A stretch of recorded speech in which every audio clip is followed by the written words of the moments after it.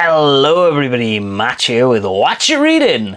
So, full confession again, I was going to read Excel Saga for today, but something arrived in the mail and I thought, well, classic shonen be damned. It's time to finally talk some CLAMP on this here YouTube channel.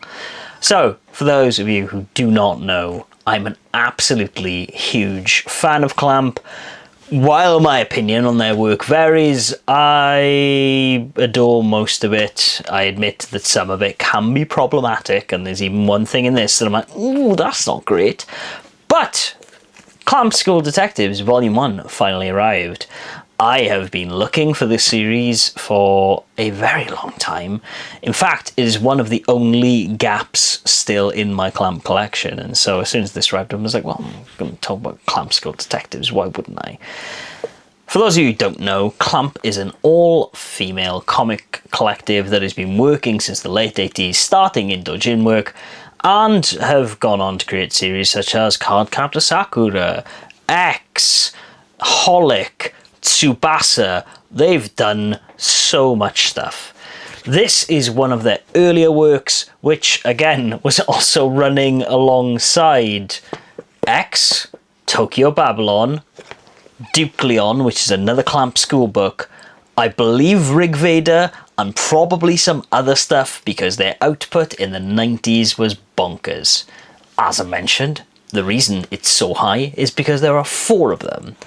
There is Nanase Ohkawa, there's Mokona and Papa, there's Mick Nekoi, and Satsuki Igarashi.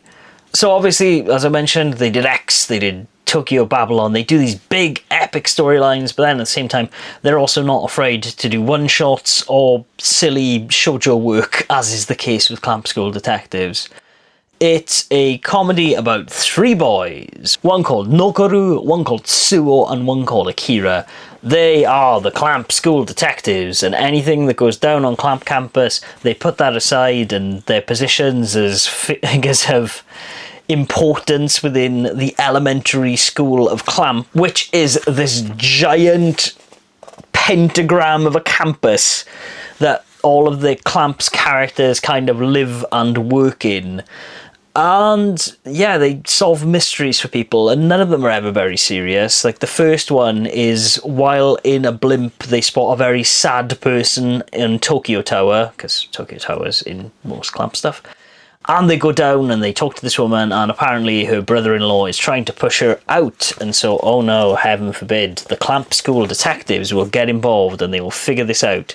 And they will use all the money at their disposal to make sure that this sad lady is not sad anymore and is not suffering under her terrible, terrible brother-in-law. And so how they do that is they go and they talk to the real estate guy and essentially throw a lot of money at the problem. They give him an absolute ton of cash, more than what the building is worth, and essentially say like, well, we're going to give you all this money to do whatever the heck we want in your offices, but if you disagree with what we're doing in your offices, then you can give us all the money back and we own the building. And naturally, they do that in the most stupid way possible by filling it with zoo animals that make it impossible for them to work. As I mentioned, this book, very, very silly, very, very dumb, and the solutions just make me laugh. And then the second mystery goes on to be essentially the principal of the school, which may well be Nokoru's mum, has lost the faculty roster. How will the teachers plan? And essentially they go undercover and they try and figure this stuff out. I won't give you any spoilers to this really deep mystery, but yeah, surprise, surprise, it's not that deep. The third story is full of wonderful shoujo landscapes like this and details essentially them looking for a girl's missing pet, which happens to be a peacock, and how they manage to find said peacock. Again, look at these gorgeous panels.